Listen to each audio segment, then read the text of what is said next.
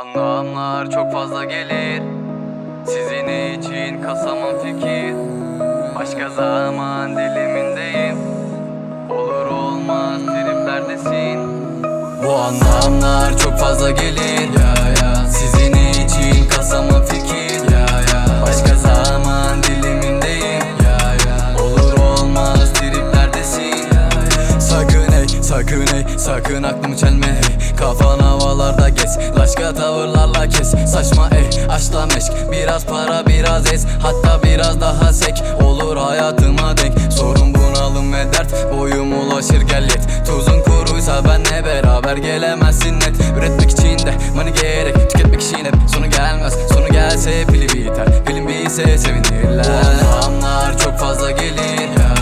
Sizin için kasamam fikir. Başka zaman dilimindeyim. Olur olmaz triplerdesin. Beni silmen gerekir ya da gitmen gerekir. Ama bir ben değilim, şaka değil eminim. İki kişi zihnim, inan tek ben yeterim. Gerek kalmaz diğeri, kasar Şirazeni. İkilem arasındayım, kişilik çatışmasıdır. Karakter bunalımıyla kendimi aramaktayım. Bulamıyorum, bunalıyorum, hey, bunalıyorum, hey. Bu anlamlar çok fazla gelir.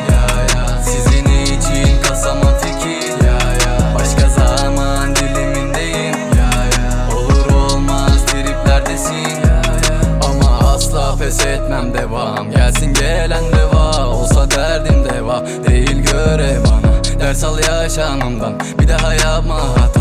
Taşarım dayan duvar zevahir, korkma yalan. Söyle kelime nasıl ne, seni severim fazla hep. Akça yüzünü açtı yine, masken indi. Kaç bebek, kaç telef, kaç melek, kaç hayal ve kaç dilek. Öldü bitti gitti pes, ne gerek var ne sebep. Sağım soluma yine çevrili bir düzenek. İçine girdim bir düzine, serserilik peşinde koşan sersefillik. İstediğim bu değil kesinlikle, kesinlikle.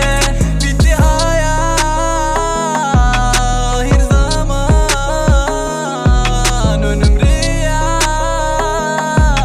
arkam günah, arkam günah. Bu anlamlar çok fazla gelir. Sizin için kasamam fikir.